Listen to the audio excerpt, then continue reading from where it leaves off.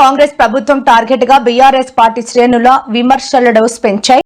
తాజాగా జరిగిన BRS digital సభ్యత్వ నమోదు కార్యక్రమంలో పాల్గొన్న మాజీ మంత్రి ఎమ్మెల్యే హరీష్ రావు రేవంత్ రెడ్డి ఆయన కుటుంబ సభ్యులను లక్ష్యంగా చేసుకుని తీవ్రస్థాయిలో ధ్వజమెత్తారు. గురుకుల పాఠశాలల టెండర్లలో ఏకంగా 2,000 కోట్ల భారీ కుంభకోణం జరిగిందని ఆయన సంచలన ఆరోపణలు చేశారు. కోట్ల స్కామ్ అంటున్నావు, మేము కొన్నదే 680 కోట్లది అన్నారు. వాళ్ళకి నిజంగా వాళ్ళని చూస్తే నాకు జాలేస్తుంది. మీ డిపార్ట్మెంట్ లో మీరు మంత్రులుగా ఉండి అసలు మీ డిపార్ట్మెంట్ లో ఏం జరుగుతుందో మీకు తెలియని పరిస్థితుల్లో మీరున్నారు. బట్టలు గాని, బూట్లు గాని, షూస్ గాని, టై గాని అవి 1,200 కోట్ల రూపాయలతో టెండర్ పిలిచిండ్రు. ఈ ఉప్పులు, పప్పులు, కూరగాయలు, కోడిగుడ్లు, మటన్, చికెన్ ఇవి 800 కోట్లతో టెండర్ పిలిచిండ్రు. రెండు కలిపితే 2,000 కోట్ల రూపాయలు. 2,000 కోట్ల రూపాయలతో టెండర్లు పిలిచిన విషయం ఈ మంత్రులకు తెలియకపోతే వీళ్ళు ఏం పాలన చేస్తున్నారో నాకు అర్థమైతలేదు. నాకు ఛాలెంజ్ చేస్తున్నారు, ఏ హరీష్ రావు మేము కొన్నదే 680 కోట్లది, నువ్వు 2,000 కోట్ల స్కామ్ అన్నావు, యాడికేలైంది అని అన్నారు. అంటే ఎంత కొంటున్నారో, ఎంత టెండర్లు పిలిచిండ్రో కూడా తెలియని అయోమయ స్థితిలో ఈ పొన్నం ప్రభాకర్ గారు, ఈ లక్ష్మణ్ గారు ఉంటే నేను వారి విజ్ఞతకే వదిలేస్తున్నా. నాకు ఛాలెంజ్ చేసి నువ్వు రాజీనామాకు రెడీ అని, నేను రెడీ, నేను అనగలుగుతా. కానీ స్కామ్ చేసిన వాళ్ళు మీరు కాదు. ఆ డిపార్ట్మెంట్ లో ఏమైతుందో మీకు తెలియదు. ముఖ్యమంత్రి మొత్తం టెండర్లు పిలిచి మింగుతా ఉన్నాడు. ఆ అనుముల వారి అన్నదమ్ములే మింగుతున్నారు కనుక మీకేమైతుందో మీకు తెలియదు. నేను మిమ్మల్ని అని కూడా ఉపయోగం లేదు. వీళ్ళకి కనీసం వాళ్ళ డిపార్ట్మెంట్ లో ఎంత టెండర్లు పిలిచిండ్రో, ఎంత మింగినరో కూడా తెలుస్తలేదు. రేవంత్ రెడ్డి మాట్లాడితే అంటుండే 1 కోటి మంది మహిళల్ని కోటీశ్వరులను చేస్తా అన్నాడు. 1 కోటి మంది మహిళలు కోటీశ్వరులు కాలే, యనుముల వారి 4 అన్నదమ్ములు మాత్రం కోటీశ్వరులైనరు. మీ 4 మాత్రం కోటీశ్వరులైనరు. మహిళలు అయినరు ఎక్కడన్నా? ఇలా యనుముల వారి కుటుంబం మీ కడుపు నిండింది. మహిళలు, పేదలు, రైతులు వాళ్ళ కడుపు మాత్రం ఎండుతా ఉన్నది. అరేగా కూలీలకు ఇస్తాను, ఉపాధి హామీ కూలీలకు మేము సంవత్సరానికి 12,000 ఇస్తామని 3 బడ్జెట్లలో చెప్పిండ్రు. 2024-25 బడ్జెట్లో చెప్పిండ్రు, 2025-26 బడ్జెట్లో చెప్పిండ్రు, మొన్న 2026-27 బడ్జెట్లో చెప్పిండ్రు. బడ్జెట్ల బట్టి గారు చదువుడు, వీళ్ళు బల్లలు కొట్టుడు, పైసలు మాత్రం వత్తలు వచ్చినాయా కూలీలకు? ఎక్కడన్నా కూలీలకు ఇందిరమ్మ ఆత్మీయ భరోసా పేరిట ఏడాదికి 12,000 రూపాయలు ఇస్తామన్నారు. ఏ కూలీకి కూడా 1 రూపాయి వచ్చిన పరిస్థితి లేదు. అంటే బడ్జెట్ల చదువుడు, బల్లలు కొట్టుకున్నట్లే ఉండదు తప్ప పేదవాడి కూలీ కడుపు నిండింది లేదు, 12,000 రూపాయలు పడ్డది లేదు. కానీ యనుముల వారి కుటుంబం వాళ్ళ ఖజానా నిండుతున్నది, వాళ్ళ కడుపులు నిండుతున్నాయి. కానీ కూలీల కడుపు మాత్రం నిండలేదు. ఇందిరమ్మ ఆత్మీయ భరోసా 3 ఏళ్లైనా కూడా ఇప్పటికీ అమలుకు నోచుకోని పరిస్థితి. ఆ బడ్జెట్ కో విలువ ఉండాలనా వద్దా? అసెంబ్లీలో చెప్తే బడ్జెట్ పాస్ అయితే ఆ కూలీలకు డబ్బులు ఇవ్వడానికి నీకు లేవా? కూలీలకు ఇవ్వడానికి డబ్బులు లేవు. కానీ రేవంత్ రెడ్డి మొన్న MCHRDలో 100 కోట్ల రూపాయలతో క్యాంప్ ఆఫీస్ కట్టిండు. మాట్లాడితే పైసలు లేవంటాడు, నన్ను కోసుక తింటారా అంటాడు, ఖజానా ఖాళీ ఉందంటాడు. ఖజానా ఖాళీ లేదు, రేవంత్ రెడ్డికి మనసు లేదు. ఇవాళ ఫ్యూచర్ సిటీలో 100 కోట్ల రూపాయలతో రేవంత్ రెడ్డి క్యాంప్ ఆఫీస్ కట్టుకున్నాడు. MCHRDలో 100 కోట్ల రూపాయలతో క్యాంప్ ఆఫీస్ కట్టిండు. సెక్రటరియట్ లో కోట్ల రూపాయలు ఖర్చు పెట్టి వాస్తు కరెక్షన్ చేసిండు. పోలీసుల కోసం కేసీఆర్ గారు పోలీస్ కమాండ్ కంట్రోల్ రూమ్ కడితే అందులో ఒక క్యాంప్ ఆఫీస్ కట్టుకున్నాడు. ఎన్ని క్యాంప్ ఆఫీసులు కడతావు? క్యాంప్ ఆఫీసుల మీద 100 కోట్లు ఖర్చు పెట్టడానికి నీకు డబ్బులు ఉంటాయి. మెస్సీతో ఫుట్బాల్ ఆడడానికి 100 కోట్లు ఖర్చు పెట్టడానికి నీకు డబ్బులు ఉంటాయి. అందాల పోటీలు నిర్వహించడానికి 100 కోట్ల రూపాయలు నీకు అందుబాటులో ఉంటాయి. వేరే రాష్ట్రాల్లో ఎన్నికలు జరిగితే 100 కోట్ల మూటలు పంపడానికి నీకు డబ్బులు ఉంటాయి. పేపర్లలో ఫుల్ పేజ్ యాడ్లు, జాకెట్ యాడ్లు తెలంగాణలో, దేశంలోని అన్ని రాష్ట్రాల్లో. మొన్న కేరళలో ఎన్నికలైతే కేరళలో మన తెలంగాణ గురించి అడ్వర్టైజ్మెంట్ ఇస్తాడు. ఢిల్లీలో ఎన్నికైతే ఢిల్లీలో పోయి తెలంగాణ గురించి అడ్వర్టైజ్మెంట్ ఇస్తాడు. మహారాష్ట్రలో ఎన్నికలు వస్తే మన తెలంగాణ గురించి పోయి మహారాష్ట్రలో అడ్వర్టైజ్మెంట్లు ఇస్తాడు. అంటే 100 కోట్ల రూపాయల తెలంగాణ ప్రజలు కట్టిన పన్ను, తెలంగాణ ప్రజల సొమ్మును ఇవాళ అన్ని రాష్ట్రాల్లో ఫుల్ పేజ్ యాడ్ల పేరు మీద ఖర్చు పెడతా ఉన్నాడు. పేపర్ యాడ్లకు ఉంటాయి, పక్క రాష్ట్రాల్లో ఎన్నికలకు డబ్బు మూటాలు పంచడానికి ఉంటాయి, రాహుల్ గాంధీకి నెల నెల పన్నులు కట్టడానికి డబ్బులుంటాయి, నీ ఫుట్బాల్ షోకులకు డబ్బులుంటాయి, అందాల పోటీలకు డబ్బులుంటాయి, క్యాంప్ ఆఫీసులు కట్టుకోవడానికి డబ్బులుంటాయి, 1,00,000 కోట్లతో ఫ్యూచర్ సిటీ కట్టడానికి డబ్బులుంటాయి, 1,50,000 కోట్లతో మూసి సుందరీకరణ చేయడానికి డబ్బులుంటాయి. మా పేద కూలీలకు సంవత్సరానికి 12,000 ఇవ్వడానికి డబ్బులుండయా? రైతు బంధు వేయడానికి డబ్బులుండయా? రైతు బీమా వేయడానికి డబ్బులుండవా? రైతులకు బోనస్ ఇవ్వడానికి డబ్బులుండయా? అవ్వా తాతలకు 4,000 పెన్షన్ ఇవ్వడానికి డబ్బులుండవా? నెల నెల 100 రోజుల్లో ఇస్తానన్న మహాలక్ష్మి కింద అక్కా చెల్లెలకు 2,500 ఇవ్వడానికి డబ్బులుండవా? అంటే డబ్బులు లేక కాదు, రేవంత్ రెడ్డికి పేదలంటే గిట్టదు. ఎందుకంటే అవ్వా తాతకు 4,000 ఇస్తే కమిషన్ రాదు కదా, అక్క చెల్లెళ్లకు నెలకు 2,500 ఇస్తే రేవంత్ రెడ్డి యనుమల బ్రదర్స్ కు కమిషన్ రాదు కదా. అందుకే ఎక్కడ కమిషన్ వస్తే అక్కడనే పైసలు ఖర్చు పెడుతున్నాడు రేవంత్ రెడ్డి. 1,00,000 కోట్ల మూసి సుందరీకరణకు డబ్బులు పెడుతున్నావు అంటే నీ కమిషన్ల కోసం, నీ రియల్ ఎస్టేట్ వ్యాపారం కోసం పెడుతున్నావు. ఫ్యూచర్ సిటీ మీద ఖర్చు పెడుతున్నావంటే నీ రియల్ ఎస్టేట్ వ్యాపారం కోసం, నీ కమిషన్ల కోసం ఖర్చు పెడుతున్నావు. ఇది ఈ రాష్ట్రంలో జరుగుతున్నటువంటిది. నేను పోయినసారి మానకొండూరుకు వచ్చిన ఒక ఏడాది కింద అనుకుంటా, అక్కడ కొత్తపల్లి కారణంగా మీటింగ్ అయింది. ఆ రోజు మీటింగ్ లో నేను ఏమన్నా అంటే, అరే రేవంత్ రెడ్డి దేవుని మీద ఒట్టు పెట్టి 15 ఆగస్టు కల్లా రుణమాఫీ చేస్తా అని దేవుణ్ణే మోసం చేసిండు రేవంత్ రెడ్డి. 100 రోజుల్లో 4,000 పెన్షన్ ఇస్తానని మోసం చేసిండు, మహాలక్ష్మి ఇస్తానని మోసం చేసిండు అని అన్ని చెప్పుకుంటా నేను ఏమన్నా, ఇప్పటి నుంచి ఈయన పేరు యనుమల రేవంత్ రెడ్డి కాదు, ఎగవేతల రేవంత్ రెడ్డి అని పిలుస్తాము. ఆధారాలు ఉంటే టైము డేట్ చెప్పు, హరీష్ రావు గారు మీరు ఎక్కడికి రమ్మంటే అక్కడికి వస్తా. 2,000 కోట్ల రూపాయల స్కామ్ జరిగినట్టు గిట్ట నిరూపిస్తే నా మంత్రి పదవికి రాజీనామా ఇస్తా.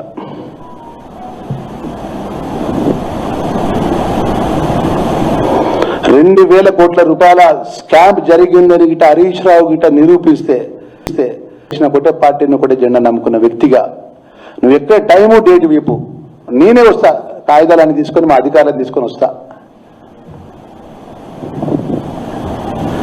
నిరూపిస్తే నా మంత్రి పదవికి రాజీనామా ఇస్తా. 2,000 కోట్ల రూపాయల గురుకుల యూనిఫామ్స్ లో కానీ, షూజ్లలో కానీ, టైలలో కానీ, బుక్స్లలో కానీ రాష్ట్ర ప్రభుత్వము స్కామ్ చేసిందని గిట్ట నిరూపిస్తే నా మంత్రి పదవికి రాజీనామా ఇచ్చడానికి సిద్ధము.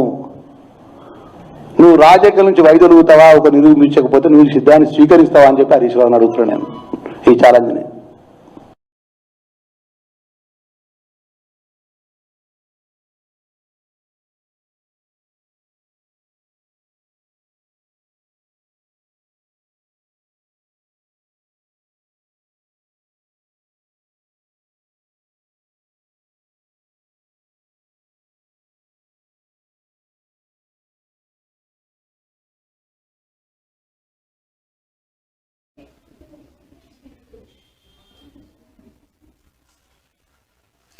టీఆర్ఎస్ నాయకురాలు కల్వకుంట్ల కవిత మావోయిస్టుల ఉనికిపై కీలక వ్యాఖ్యలు చేశారు. గతంలో అడవుల్లో మావోయిస్టులు ఉన్న సమయంలో అధికారులు బాధ్యతాయుతంగా వ్యవహరించేవారని, ప్రస్తుతం వారు లేకపోవడంతో అధికారుల ప్రవర్తనలో మార్పు వచ్చిందని ఆమె పేర్కొన్నారు.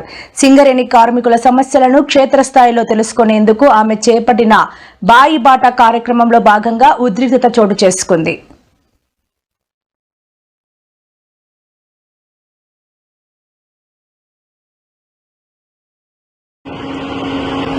రోజు రోజుకి అండర్ గ్రౌండ్ మైన్లు బంద్ చేయాలి, ఓపెన్ కాస్ట్ మైన్లు పెంచుకోవాలి, ప్రైవేట్ వాళ్ళకి ఇవ్వాలని చూస్తున్నారు. ప్రైవేట్ వాళ్ళకి ఇచ్చినప్పుడు ఏమవుతుంది, మన హక్కులు అనేటటువంటి కాపాడబడవు. కాంట్రాక్ట్ లేబర్స్, ఇప్పుడు మీ దగ్గరే పర్మనెంట్ వర్కర్స్ కి కాంట్రాక్ట్ లేబర్ కి ఎంత తేడా ఉందో చూడండి. సో సింగరేణి టేకప్ చేసినప్పుడు పర్మనెంట్ వర్కర్స్ కు ఉండే ప్రొటెక్షన్ ఉంటుంది. అదే ప్రైవేట్ వాళ్ళకి ఇస్తే ఇప్పుడు కాంట్రాక్ట్ వాళ్ళ పరిస్థితి ఎట్లుంది, 10,000, 12,000 అది కూడా వాళ్ళు ఇచ్చినప్పుడు ఇస్తారు, 2-3 నెలలు లేట్గా ఇస్తారు, అట్లాంటి పరిస్థితి ఉంటుంది.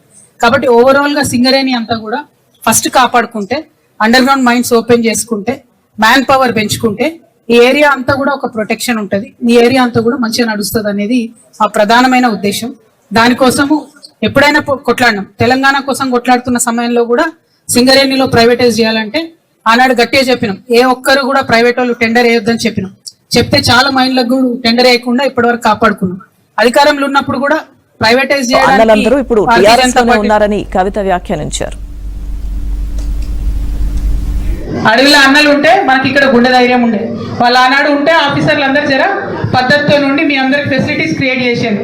ఇలా ఆఫీసర్లు అనుకుంటారు అన్నలందరూ పోయిండ్రు, కార్మికుల గురించి అడిగేటోళ్ళు ఎవరు లేరని. బిడ్డ గుర్తు పెట్టుకోండి, సింగరేణి యాజమాన్యం చెప్తున్నా, అడవిలో అన్నలు లేరేమో, ఆ అన్నలంతా ఇవాళ మా పార్టీలో ఉన్నారు, టీఆర్ఎస్ పార్టీలో. ఖచ్చితంగా మీరేమన్నా ఫెసిలిటీస్ లో లోపం చేస్తే, మానవ హక్కుల ఉల్లంఘన చేస్తే డెఫినెట్ గా వెంటబడతాం. డెఫినెట్ గా మిమ్మల్ని మామూలుగా కాదు ఏదో బెదిరిస్తున్నా అనుకోవద్దు, బరాబర్ బెదిరిస్తున్నాం. మామూలుగా ఊరుకునే ప్రసక్తే లేదు. లీగల్ గా కూడా చెప్తున్నా, అన్ఫేర్ లేబర్ ప్రాక్టీసెస్ కింద అంతకుముందేమో 500,000 రూపాయలు జరిమానా ఉంటుండే. ఇప్పుడు కేసు బుక్ చేస్తే మినిమం 50,000 ఉంటది, ఆఫీసర్లకు డిమోషన్ కూడా ఉంటది. కాబట్టి మీరు వేధించడం ఆపేసే.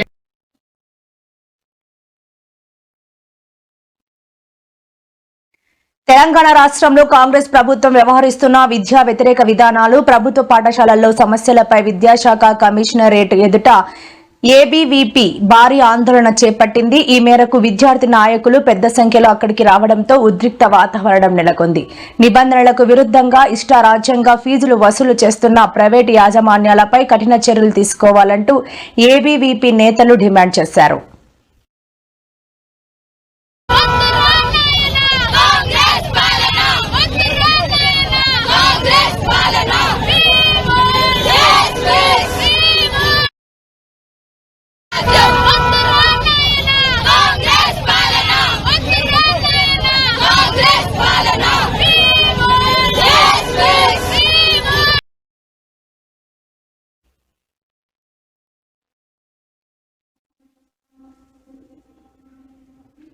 గంటలు, వారం రోజులు, 10 రోజులు, మరో 4 రోజులైతే చిన్నారి జాహ్నవి అలియాస్ జ్ఞానేశ్వరి మిస్ అయి 11 రోజులు అవుతుంది.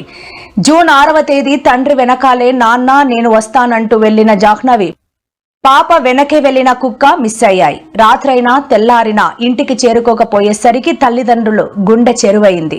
ఆ తల్లి ఆవేదనకు అంతు లేకుండా పోయింది. పోలీసులను ఆశ్రయించారు. పాప జాడ కోసం వారు నివాసం ఉంటున్న 5 ఎకరాల తోటంతా జల్లెడ పట్టారు.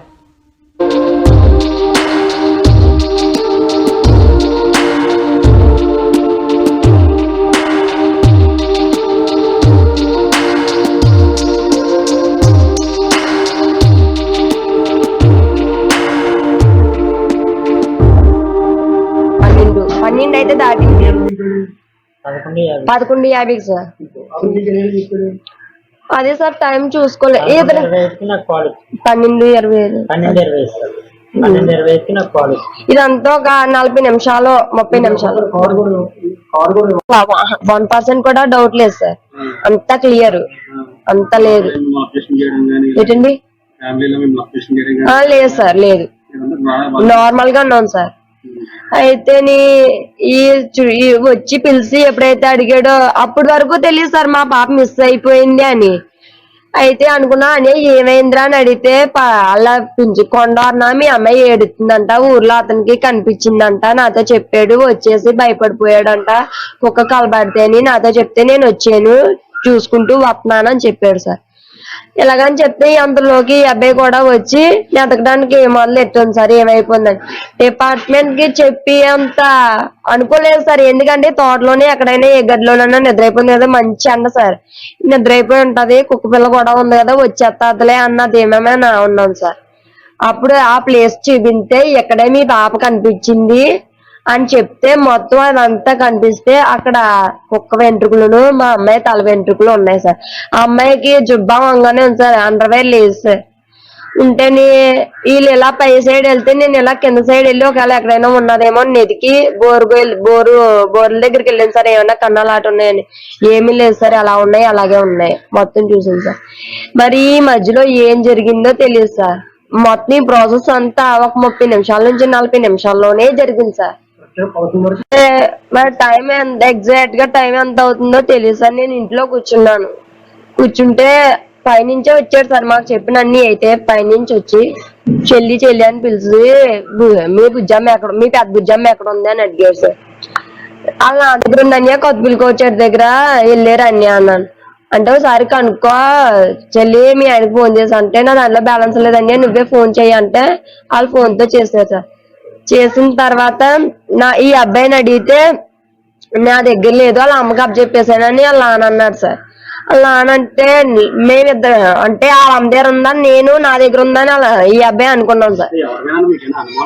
అంత మేము నలుగురు ఆ పక్కనే మంచం వేసుకొని సరదాగా కూర్చున్నాం సార్. కూర్చుంటే తినకేమోని గుమస్తా ఫోన్ చేసి పని ఉంది రారా అన్నాడు సార్. వెళ్ళాడు సార్. అయితే నువ్వు వెళ్తే బుజ్జమ్మను కూడా తీసిపో, పని చేసుకుంటాను, వంట చేయాలి, వంట చేస్తాను అని అన్నాను సార్. తీసుకెళ్ళిపోయాడు సార్. తీసుకెళ్ళిపోయేటప్పుడు నేను ఇంటికాడ పని చేసుకున్నాను సార్. మళ్ళీ వీళ్ళు రిటర్న్ వచ్చేటప్పుడు నేను చిన్న అమ్మాయికి స్నానం చేపిస్తున్నాను సార్. బుజ్జమ్మని పట్టుకో, నాకు పని ఉంది, అలా వెళ్తాను అన్నాడు సార్. అయితే అయితే బుజ్జమ్మ నేను చూసుకుంటానులే అన్నాను సార్. ఈ అబ్బాయి ఎక్కడికి వెళ్ళిపోతే అక్కడికి వెళ్ళిపోదు సార్ అన్న ధీమా మీద నేను ఉన్నాను. బండి ఎక్కి వెళ్ళడం చూసింది సార్. అయితే వెళ్ళిపోతున్నాను నాన్న అనుకుంటూ వెళ్ళిపోయింది సార్. వెనకాల కుక్క పిల్ల కూడా ఒకటి ఉంది. ఇంక ఈ చిన్న అమ్మాయి ఎప్పుడైతే పేజీ పెడేసిందో ఇంక ఈ అమ్మాయితో సరిపోయింది సార్ నాకు. ఇంకా అమ్మాయిని చూసుకుని ఇదిలో లేను, ఈ అమ్మాయితో సరిపోయింది. నేను అనుకున్నాను ఇంకెక్కడున్నా అబ్బాయి దగ్గరే ఉన్నది కదా, ఇంకా ఎప్పుడు ఉంటుంది కదా, ఏమైపోద్ది అన్న ఇదిలో ఉన్నాను సార్. ఇంతకు ముందు ఇలాంటి ఏం జరగలేదు సార్. పాప కనిపించడాలు కానీ, వెళ్ళిపోయి ఎక్కడైనా ఉండిపోవడాలు కానీ జరగలేదు సార్. ఇంకా అక్కడే కదా ఉంది అనుకున్నాను. అయితే మా దగ్గరే ఉంది సార్. మేము నలుగురి, మా అమ్మాయిలు ఇద్దరు కూడా పద్మరా ప్రాంతంలో మేము ఈ తోటలో రావడం జరిగింది.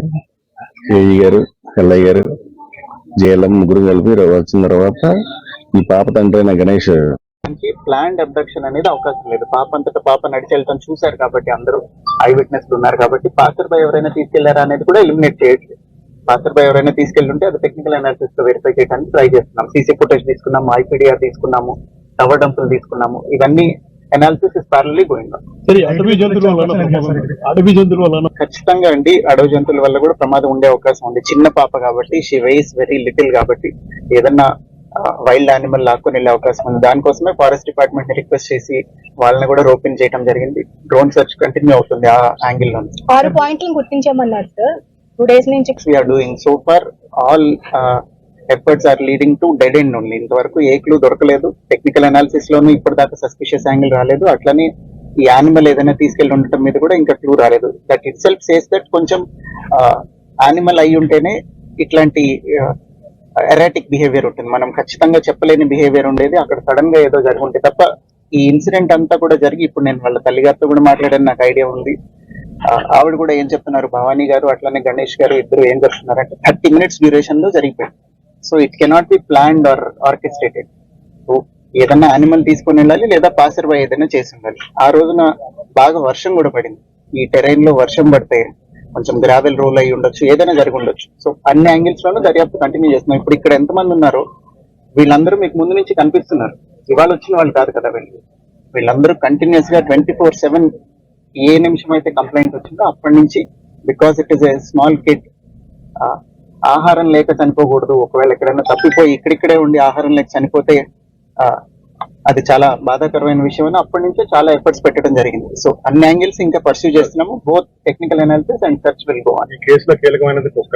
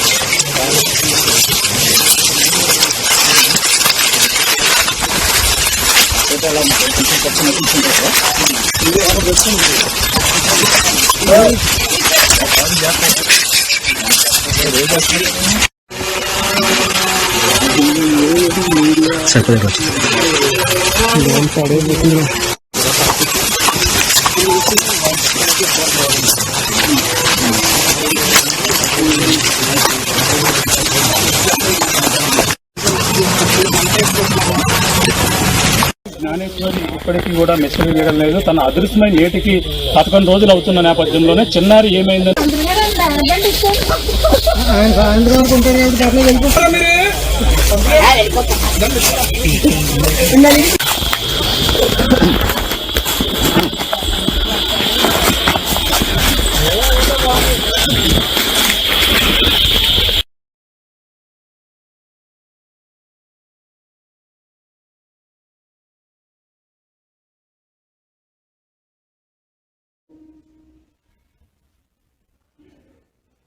కూటమి పాలనలో రాష్ట్రంలో చట్టం ప్రజాస్వామ్యం పూర్తిగా కూని అవుతున్నదని వైఎస్ఆర్సీపీ మాజీ ఎమ్మెల్యే అబ్బయ్య చౌదరి తీవ్ర స్థాయిలో ధ్వజమెత్తారు. ఏలూరు నగర నడిబొడ్డున TDP legal cell vice president Edupuganti Srinivas ఇంటిపై ఎమ్మెల్యే చింతమనేని ప్రభాకర్ అర్ధరాత్రి పూటుగా తాగి రౌడీ మూకలతో జేసీబీ దాడికి తెగబడటం దేశ చరిత్రలోనే అత్యంత సిగ్గుచేటన్నారు.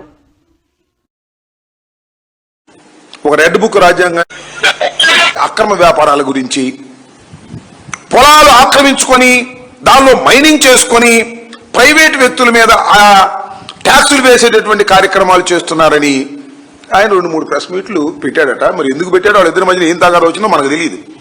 ఇద్దరు చంద్రబాబు నాయుడు గారి శిష్యులే. ఆయన ఇంటి మీదకి వెళ్ళాడండి అర్ధరాత్రి మీద, వెళ్ళిపోయి ఇంటి తలుపులు కొట్టాడు. వాడన్నా ఉండాలి, ఏమన్నా ఉండాలి, తేల్చేసుకుంటాం. మంచి ఏమైపోయింది అయిపోయింది. వాడన్నా ఉండాలి, ఏమన్నా ఉండాలి. మామూలుగా వెళ్ళాడా? ఒకసారి చూడండి ఈ భాగవతం ఏంటో.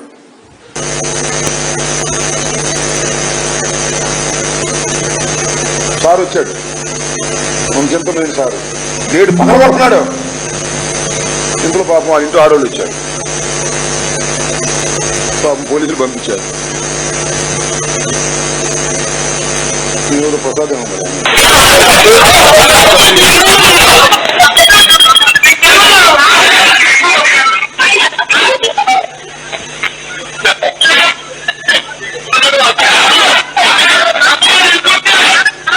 గౌరవ శాసనసభ్యులు దాడికి వెళ్ళారని పాప మాళ్ళు వచ్చారు. ఏంది అన్యాయం అని బతిలాడి తీసుకెళ్తున్నారు. ఇప్పుడు కేసు ఎవరి మీద పెట్టాలి చెప్పండి, నాకు తెలియగలుగుతా. రాష్ట్ర ప్రజానీకం చూస్తున్నారు కదా. ఆ ఈడుపుగంటి శ్రీనివాస్ గారి ఇంటి మీదకి వెళ్ళినటువంటి ప్రభాకర్ మీద కేసు పెట్టాలా, లేకపోతే ఈడుపుగంటి శ్రీనివాస్ గారి మీద పెట్టాలా? పోలీసుల్ని ప్రజల్ని రక్షించడానికి ఉపయోగిస్తారు, కానీ ఈ కూటమి పాలనలో మాత్రం పోలీసుల్ని ప్రజల్ని రక్షించడానికి కాకుండా వాళ్ళని రక్షక భటులుగా కాకుండా భక్షక భటులుగా ఈ రోజు ఉపయోగిస్తూ ఉండే పరిస్థితి మనం చూస్తూ ఉన్నాం. ఎక్కడైనా పోలీసుల్ని అంబేద్కర్ రాజ్యాంగం ఎలా అమలు చేయాలి అన్న దాని మీద ఉపయోగిస్తారు, కానీ ఈ కూటమి పాలనలో మాత్రం పోలీసుల్ని రెడ్ బుక్ రాజ్యాంగం ఎలా అమలు చేయాలి అన్న దాని మీద ఉపయోగిస్తూ ఉన్నారు. ఎందుకంటే మొన్ననే చూసాం, చింతమనేని ప్రభాకర్ అనే వ్యక్తి పోలీసుల్ని పక్కన పెట్టుకొని ప్రొక్లైన్ తెచ్చి ఒక న్యాయవాది కుటుంబాన్ని హత్య చేయడానికి ప్రయత్నించిన పరిస్థితి. చింతమనేనికి మీ ద్వారా నేను ఒక హెచ్చరిక పాస్ చేస్తున్నా. నేను లోగడే చెప్పా, నా వెంట్రుకు కూడా పేకలేవని. నా ఇంటికి వచ్చి నా ఇంటి మీద పడినా కూడా నా వెంట్రుకు నిజంగా పేకలేకపోయావు. నువ్వు డంపర్లతో వచ్చినా ఒక్క ఇటుక మొక్క పట్టుకెళ్ళలేకపోయావు. ఈ రోజు నుండి చెప్తున్నా చింతమనేని, ఖబర్దార్ చింతమనేని విముక్త దెందులూరు నియోజకవర్గం కోసం నేను పోరాటం చేస్తా. ఈ పోరాటంలో పార్టీలకు అతీతంగా, కుల మతాలకు అతీతంగా ఎవరు కలిసి వచ్చినా కలుపుకుని వెళ్తా.